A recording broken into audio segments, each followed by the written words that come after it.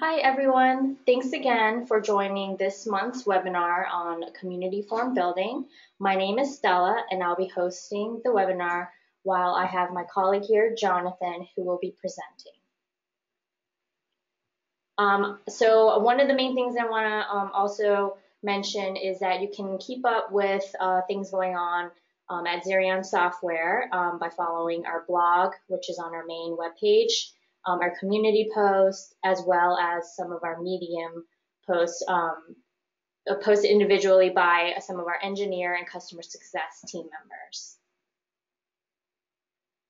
And finally, I would really like if you guys would follow our social media channels. You can keep up to date with some new tutorials coming out and posts that are relevant and updated to what's going on here at Zerion.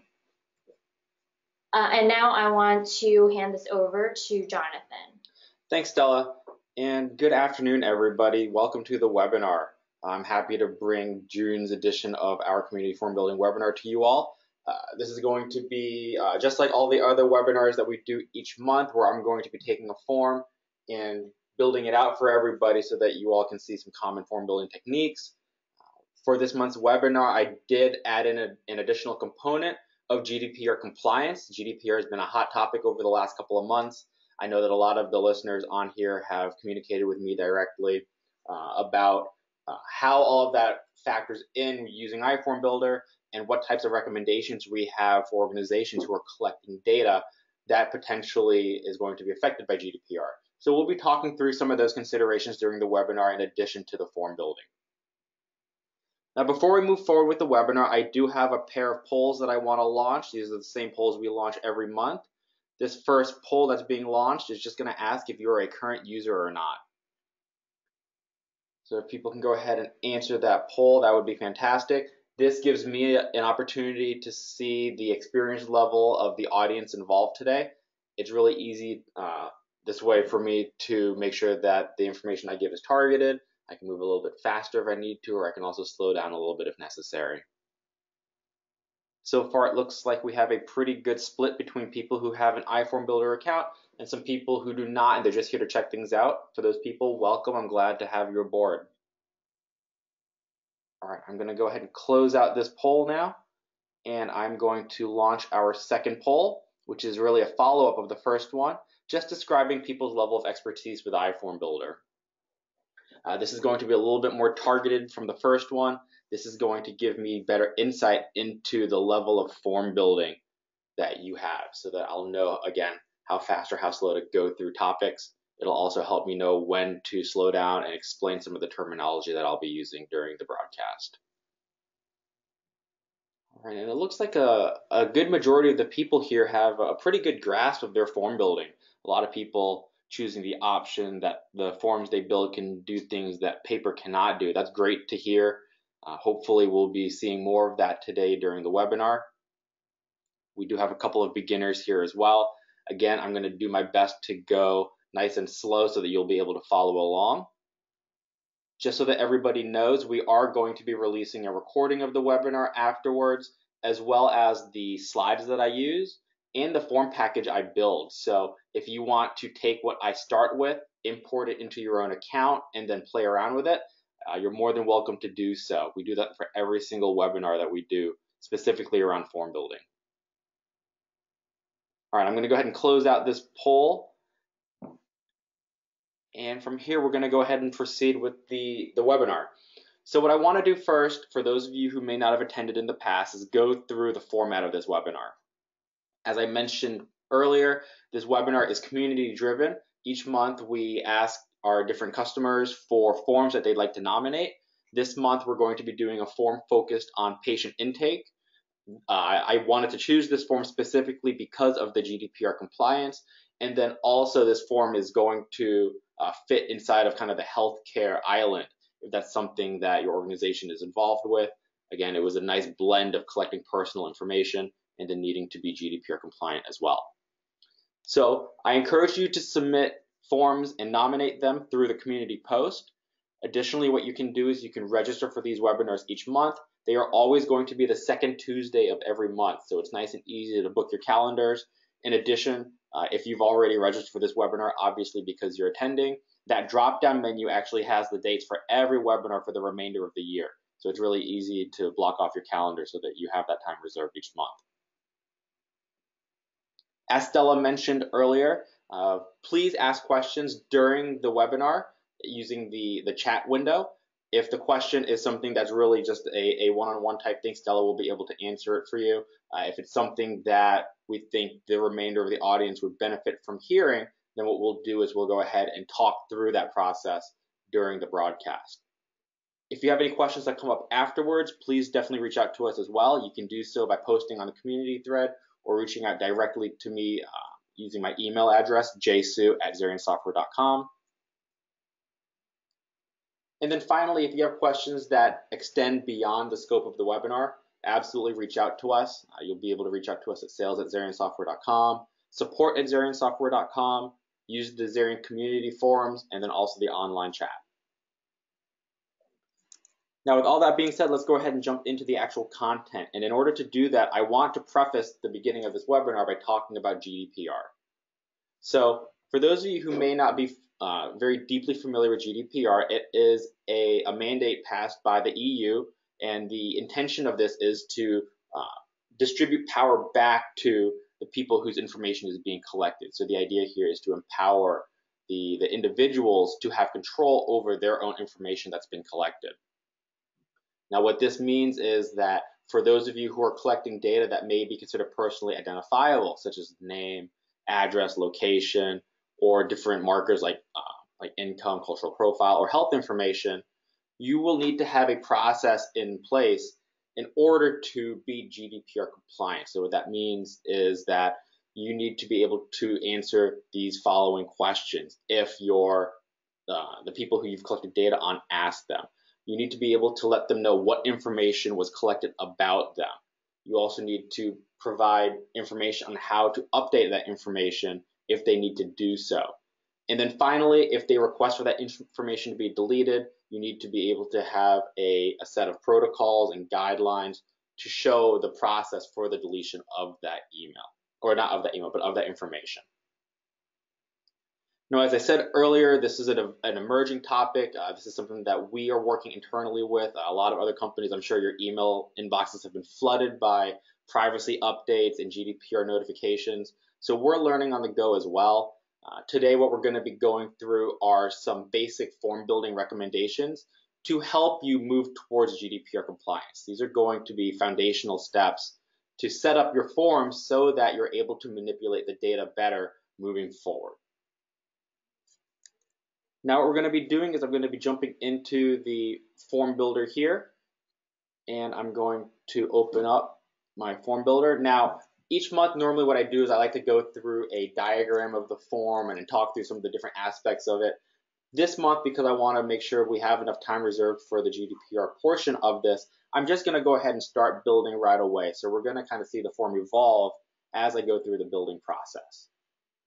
I'm going to start by clicking on Create Form in the upper right corner, and I'm going to go ahead and name my form for this month, GDPR Patient Intake. Let me go ahead and put the date for this month's webinar as well in parentheses. And I'm just going to go ahead and name my form GDPR Patient Intake. Now, this prefix GDPR is going to be central to some of the techniques I'm using throughout the webinar as I scroll down here and create my form. One of the recommendations I'm going to give to everybody today is to start identifying the elements that are going to be GDPR type data so that it's easy to recognize whether you're in the form builder or you're exporting your data through a data feed or a data view. Now, here's my form builder. For those of you who are brand new to looking at iFormBuilder and our technology, on the left-hand side, this is a list of all the different elements or widgets that you're able to add to your form. Think of each widget as a data collection point or an item or an object on your form. In the middle, this is going to be a vertical list of the elements as they're shown in this specific order. The order they're shown here is going to be the order you see them on your device when I sync my device and open up the form.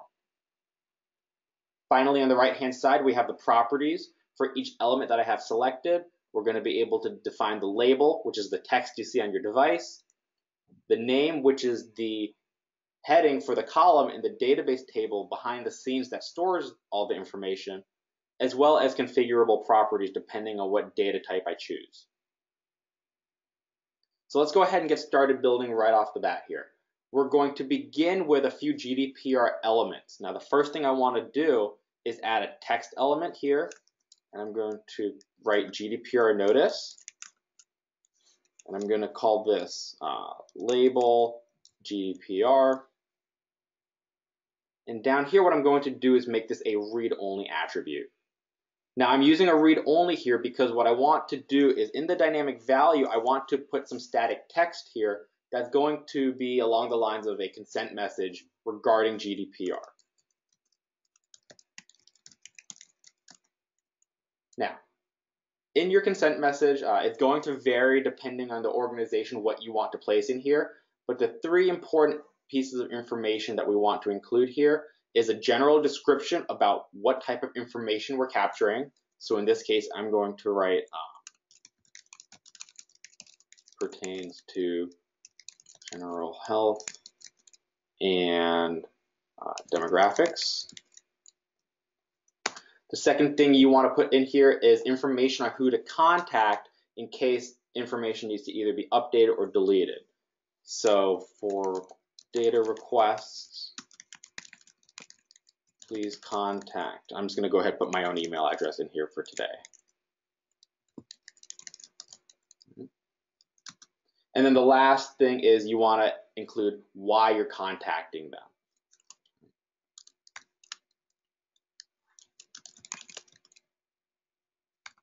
So let me go ahead and write a quick message here.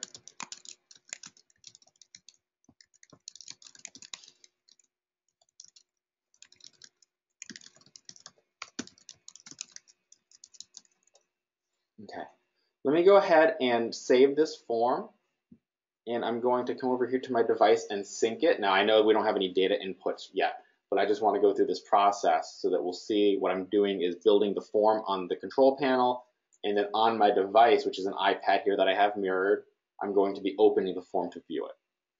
And so I have this text message right here. Pretty straightforward.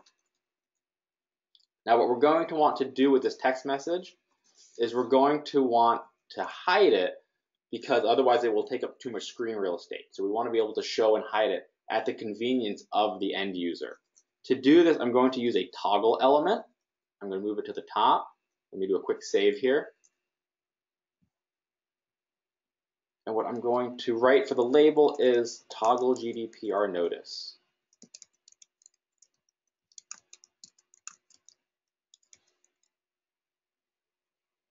Down here, I'm going to say, for my condition value, this is what's going to be controlling the visibility of the element. If my toggle, which is named toggle GDPR notice, okay. Oops. Maybe we go ahead and refresh real quickly here. All right. Just one more time.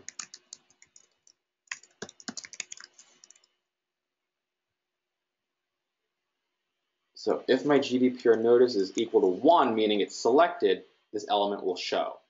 What I'm going to do here is I'm going to default this, whoops, wrong field. My dynamic value, I'm going to default this to 0, meaning it will default as being not shown. Let me go ahead and sync my device and give this another go. And while I'm doing this, Stella, are there any questions that the audience has asked that we'd want to talk through on air? Johan, we just want to let you know that you did spell your data column name as GPDR and not GDPR. So in case that there might be some linking issues if you type it. Johan, you're keeping me honest. I appreciate that. Let me go ahead and take a quick look at that. So this one is okay, I think. This one is okay. It was probably the one that that I had to refresh. Maybe iFormBuilder is looking out for me as well. All right, so here's my form. I have my toggle element up here, and you'll see when I press the toggle. Oh, maybe it's not. Maybe you're right. I did misspell it here. This is not showing correctly. Toggle GDPR. That looks good. This looks okay to me. So let's see what's going on here. Okay. Over here. Oops, this is why. Double equal sign. So let me actually talk through this. This is a very common form building mistake. Even the pros make it here. If you have a single equal sign, this is going to be what's called an assignment operator. What I'm trying to do here is assign the value 1 to toggle GDPR notice. Using the double equal sign or sometimes the triple equal sign, now I'm looking to see if they're equal to the value. So now I'm checking to see if its value is equal to 1. Slight difference here. Let me go ahead and resync my device, and we'll give this a go one more time.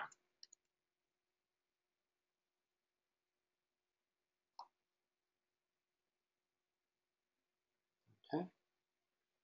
And here we go. There we go. So now as I press and toggle, you'll see that text shows up, and that's just a nice way to inform your users, the people who are having data collected about them, what procedures are going to happen, and then also how to contact them. Now, having this information on the form is helpful to a certain extent, but if you think about yourself as being the person whose data has been collected after the fact, you need a way to know what data was collected on you. So the next thing we're going to do is add an email element here. The purpose of the email element is to capture their contact information, and specifically we want to send a copy of this email to them so that they'll have record of what data was collected on them. So I'm going to go ahead and write here patient email. Let me save this. Okay. And what you'll see is, as I sync my device,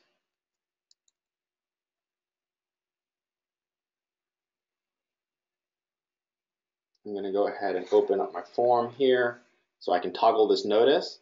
And I'm also going to enter in my email address. And what this is going to do is it's going to give me a copy of the record. So let me go ahead and complete this. I'll sync this, and then I'll check my email in a minute after the email has come through. Now, when we made the form, one of the things we did was we prefixed the form name with GDPR. And what I'm going to recommend us do here is do the exact same thing with this email address because this is a personal identifiable field. So I'm going to write GDPR in the front of this. And what this is going to allow you to do is quickly scan through your form and then find these fields. Additionally, if you're well versed in using the API, it's also going to allow you to search for elements based on this so that it'll be easy to choose those columns and then manipulate the data as needed. Let me go ahead and save this one more time. Let me go ahead and check my email.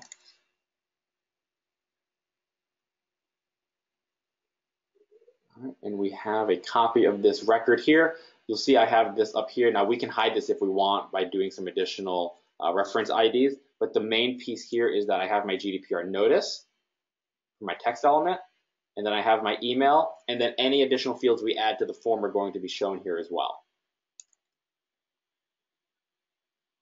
All right, let's hop back over to the form, and we're going to continue building this out now that we have all of our GDPR sections completed. The next thing I want to do is capture the patient name. So I'm going to scroll down here on the left side of my elements.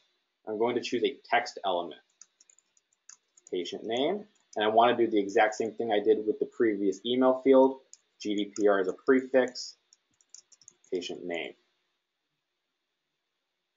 The next element I want to add here is a timestamp.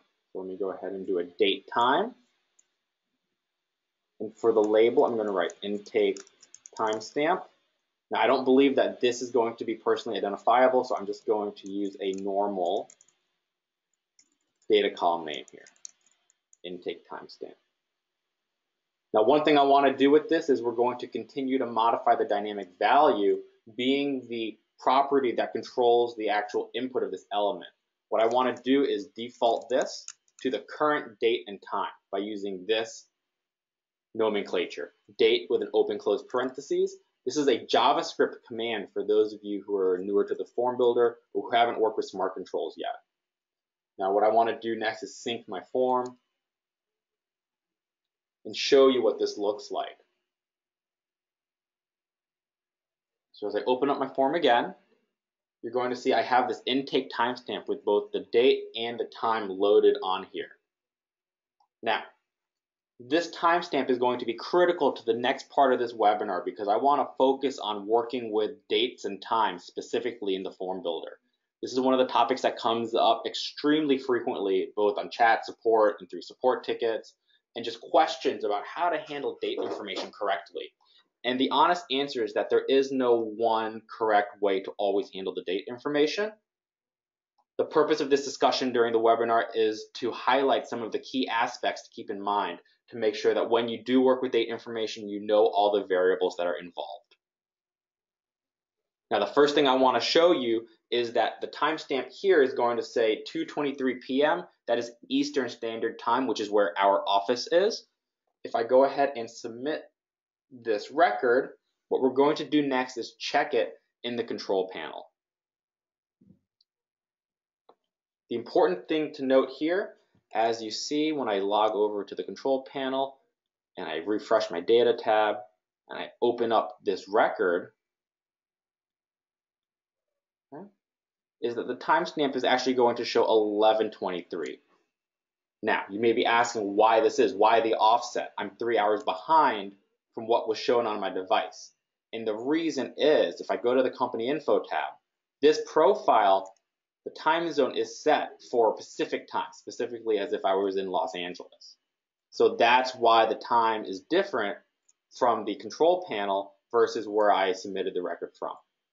If I sync this up, so let's go ahead and just choose New York because it's in the same time zone, and I save this, and I hop back over to my data tab, and review the detail, you'll notice that this is now showing 14, which if you convert the 24-hour standard is 2 p.m. So this is one of the first considerations here, is that you're going to have the time zone on the device or where you're actually collecting it versus the time zone on the profile. And I know that we have some groups here who may be collecting data in a time zone other than what their profile is set up in. So you want to be able to account for these differences. Now, as a form builder, I may want all my time to be standardized to whatever the profile time zone is. However, I may also want to know where the data was collected. So meaning what time zone was it actually collected in currently? So how can we do that? How do we work with the date object to begin with? The first thing is that you'll notice this doesn't look like anything that we've done so far using the quotation marks and typing in text inside of it. And that's because the date, the time, and the date time elements actually reference what's called a date object. Now I have this tab open here. This is a website called w3schools.com. If you've never used it before, I highly recommend it as an excellent resource and learning tool. Now, the context for this website is going to be JavaScript in a more general sense, not only in Form Builder, but if you look down here at the different object methods, these are going to be applicable for our form building. So what happens is we're going to be able to use the data column name of a date element followed by these methods in order to return these values. So it has a description next to each of them. Now, one of the first things I want to capture is going to be the local date and the local time. Okay? So in order to do this, what I want to do is after my intake timestamp, I'm going to add a read-only element, and I'm going to call this local date. And in the dynamic value, again, because this is what controls the input of this element, I'm going to use the data column name for my date object or my date element, dot,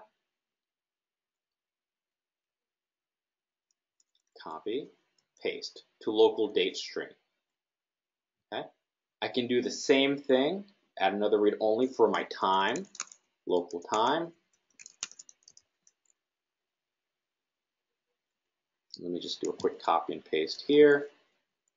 Change date to time, and let's go ahead and save these elements. Now I'm going to go ahead and sync my device. Stella, while I do that, are there any questions that I'd be able to answer? Yes, I have a question about the formatting of the date, Mm-hmm. of it being year, month, day, or year, day, month? Sure. So this is also going to depend, honestly, actually, on where you're collecting data. One of the things we found is that the different locales are going to have different ways of expressing the date information. So I actually do have a third piece of information that I want to go through. I actually wrote a pretty neat function that you can use for formatting the date. And that's one of the things I'm going to show at the end of the webinar. So hold off for a minute on the exact formatting of dates.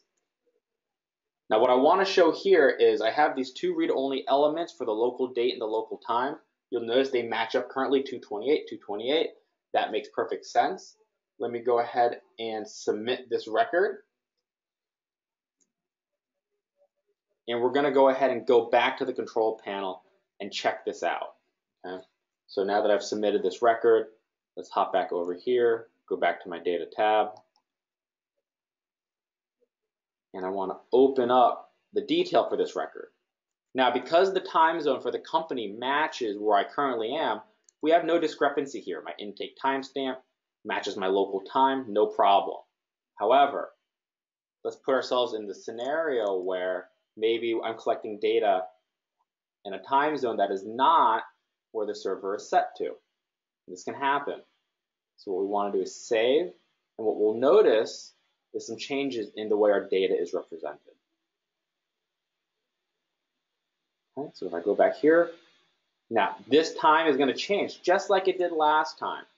But what you have here is in read-only elements, I have captured the local date and time, so I know when it was captured during local time. If you're doing any sort of work order management or case management, and the local time is going to be critical for your workflow moving forward, this is a great way to capture it using the local date and or the local time methods with the date object. Now, another workflow that we see used pretty frequently is where groups will need to figure out a time duration. And a lot of the times that can be difficult as well because you have to decide whether you're going to factor in time zones or not. So in order to do that, the last thing I want to show you regarding the date element is how to capture the exact time zone offset. So what we're going to be doing here is adding one more read only. I'm going to go ahead and call this time zone offset. And if I go back over to my date reference, I wanted to show you one other method that's very useful here, which is this method here, get time zone offset. So you'll see here, this says it's going to return the time difference between UTC, which is the universal time, meaning no time zone adjustment, and the local time in minutes. So if I go ahead and paste this in here, intake timestamp dot get time zone offset. Go ahead and save this, and we'll take a look and see what we have on our form. What you should see is, and what we should see is, a numeric integer. So this should be a whole number. You'll see 240. That is the offset in minutes. Okay, so that would be 4 hours from GMT. So what we need to do is take GMT, subtract 240 minutes from it, and that's the local time. Or if you take the local time, you add 240 minutes to it, you now get the time for GMT or UTC. And so that's going to be a universal time. And then what you can do is use that number in any sort of arithmetic to standardize all of your time zones to a single point. Now these three fields are read only. They really don't improve or enhance our data collection for the end user. So what I want to do is write down false in the condition value, thus hiding these elements from the end user. So you're not going to see them on the device, but the data will still be captured. Okay, so I'm going to do one final sync. While I do this, Stella, I want to check in again very briefly. No questions? Nope, no questions. Awesome. All right, let's go ahead and take a quick look here finally. And you'll see those fields are hidden. We have our intake timestamp. One thing I didn't show actually is the ability to go in here and change this. So now that we can see what this looks like, I can change the date here if I would like, change the time. And if, say, I get lost and I'm not sure where I am, I can always just press today and it resets to the current timestamp, and this is here now. All right. So now, the next thing I want to do in my form is I'm actually going to capture the date of birth of the patient. So for this, the first thing is it's going to be a GDPR field. The second thing is your date of birth is normally thought of as a date, right? I mean, that makes sense. It's a date of birth. However, one of the recommendations I'm going to give to everyone today is actually not to use a date element in order to capture the date of birth. And that's because what we want to avoid is having to scroll through that radial dial and trying to find the exact year. That can be a fairly time-consuming process. We want to try to make the data collection as fast as possible, but what we're going to do is still maintain a high level of data integrity. In order to do that, we're going to actually use a masking element, specifically the SSN element here, to capture date of birth. Okay. Now a mask is going to be, very simply put, a formatted string that has to have the input match whatever I put here. Now you're going to see the pound symbol here. This is the wildcard character, meaning it has to be a numeric input. I'm going to do another set and another 4. So now normally what we'll do here is this is going to be month, day, year. Now I know internationally this is not always recognized very easily. So what we're going to do instead is we're going to say 4 for the year, month, day. Just to be explicit about it, we're going to put inside of the label here, year, month, day. Let me go ahead and save this. And actually one more adjustment, let's set the keyboard equal to number pad. One more save. And then we're going to sync my form. And we'll take a look at how this is going to behave. So from here inside of my form, you'll see for the date of birth, it gives me the instruction year, month, day. And as I try to enter in values, I'm going to go ahead and enter in 1984, and then 06, 22. And so you'll see it formats it based on the mask, and it's going to collect the data that way. Now this is a lot faster than having to scroll through the year dials. Specifically, the criteria here is that if your date range is going to be larger, then you may want to go with a masking element rather than a date element. All right, and that's going to conclude the information we have regarding date objects. The next thing I wanted to show was how we're going to use a select element, which is going to be an option-based element. So what we're going to do is we're going to add a select element from the left-hand side, and we're going to call this blood pressure. So all we're doing is we're getting into capturing some baseline information about the patient. Now this is a medical piece of information, so I'm going to prefix it GDPR, blood pressure. And what we're going to do is we're going to create a new option list specifically for this. Now an option list is a predefined set of values. You can make this option list very specific if I want. Like I could call this option list, June webinar blood pressure. But knowing ahead of time what I'm going to put down as my options, I'm actually going to keep this more generic. And I'm going to actually call this the anticipated values of the option list. So what we have here is my new option list. I'm going to add in the values low, normal, and high. I'm going to confirm this. You'll notice that the background is yellow. So next what I want to do is save this. Once it's saved, I'm going to assign this option list to my element. So the great thing about an option list is I could then use this in multiple places inside of my form. Let me go ahead and save. And then we'll again do another sync.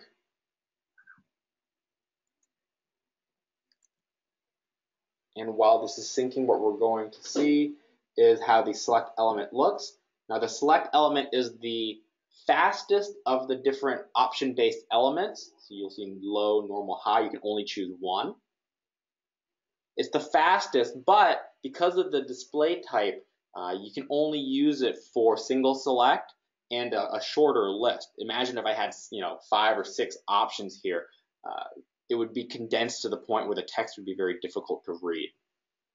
So these are best used for shorter option lists. I recommend 4 and below. Depending on the text, if it's very short, maybe you can get away with 5, but 4 is normally the safest number.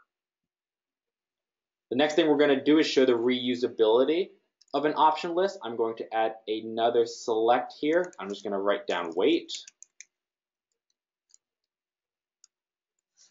But we're also going to do GDPR for this.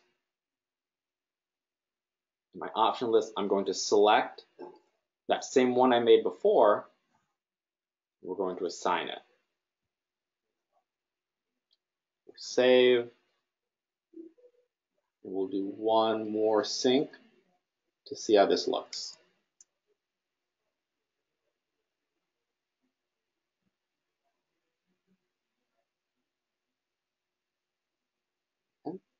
And you'll notice we have the exact same option list shown here. My labels are going to separate them. I have the blood pressure here. I can say this is normal, weight is normal after I fill in everything else. And this is going to give you a very, very fast method of data collection if you have a series of select elements. Now, the last thing I'm going to do in the form today is I want to make this experience even faster for the end user. What we're going to do is we're going to identify through just understanding the context of the organization and the form, that for these fields, the overwhelming majority of these values is actually normal. So it's defaulted to being in the middle.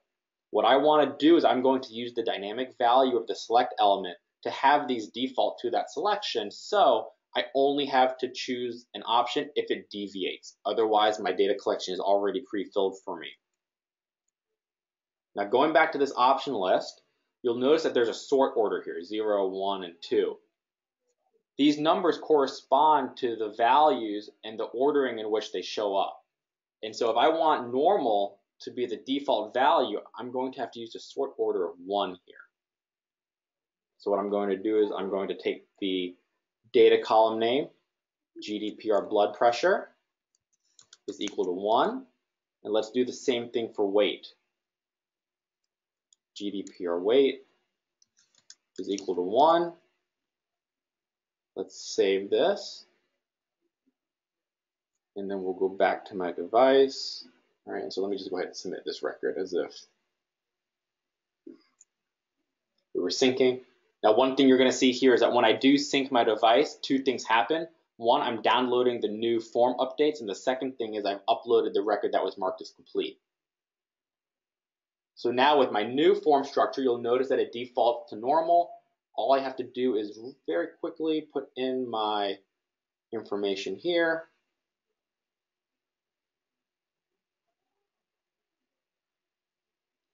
Patient name.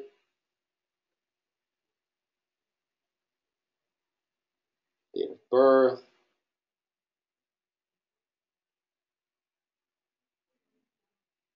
And my blood pressure is good, my weight is good, we'll say. Let's just go ahead and finish the form up and sync it. Now, as this syncs, I filled out the top part, so that email element is going to send all this information to my email inbox. Now, while we wait for that, Stella, I just want to check in one more time if any questions been asked. Nope, I think everything's good for now. Excellent. Let's hop back over to my email. We'll open this up one more time. You see here the record is my inbox. I have all this information that was collected about me. You'll notice that these hidden fields were in fact populated. And I have the information I need for my GDPR consent. So if I want to do something about this information, I know who to contact, and I know what information they collected about me. So now to recap what we went over on today's webinar, I have a couple of best practices that I have outlined for you as a summary of the broadcast today. The first one is you want to start having protocols in terms of identifying GDPR fields. Now today what I did was I put a prefix in the data column names of GDPR. I can tell you that as a product and feature enhancement, in the future we're going to have an attribute for elements to allow you to check them off or to use a checkbox to identify them as GDPR fields. That's going to allow us to run automated cleanup scripts in the future. But for the time being, I strongly advise that you do something on your end to identify those fields as being GDPR necessities. The second best practice I have recommended for you is to use the default optionless values to pre-fill option-based elements if it's appropriate. Select elements, again, are going to be the fastest way to collect information at a high level of integrity, but by defaulting the selects, you can make that data collection even faster. For date ranges that are going to have a large range, what you want to do is use masking elements for these instead of the radial dials. It's going to be easier to fill out the information quickly. It'll also probably be a little bit more accurate, and it'll be a better experience for your end user. The toggle element is an excellent element to use when it comes to triggering the condition values of elements. That's what we used, again, to show and hide the GDPR compliance note. I have a lot of groups who use it to hide and show sections of their forms. I also have a lot of groups who use it in combination with date and time elements to capture the date or time upon which the toggle was hit. So if you have a checklist of things to do, each time you press the toggle, it's going to capture the date information with it. And speaking about the date objects and the date elements, I would recommend that you bookmark and use as a reference the date method documentation. I love using the W3 schools, but they are not the only resource available out there. If you want to jump on Google and do a quick search for a JavaScript date object, you're going to find a wealth of information, and whichever one is most useful for you is the one I recommend you go with. I'd also recommend going on a Customer Success Center. You're going to have a lot of iFormBuilder specific documentation on the date object, or not date object, on the date elements, time elements, and date time elements there. I want to thank everybody for joining today's webinar. As I said earlier in the broadcast, we will be releasing a recording of the webinar. We'll also be releasing the form package that I built for everyone today, and all that information is going to be able to be found on the community web forums.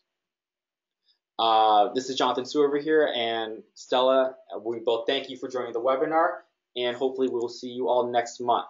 Have a great rest of the day, everybody. Bye.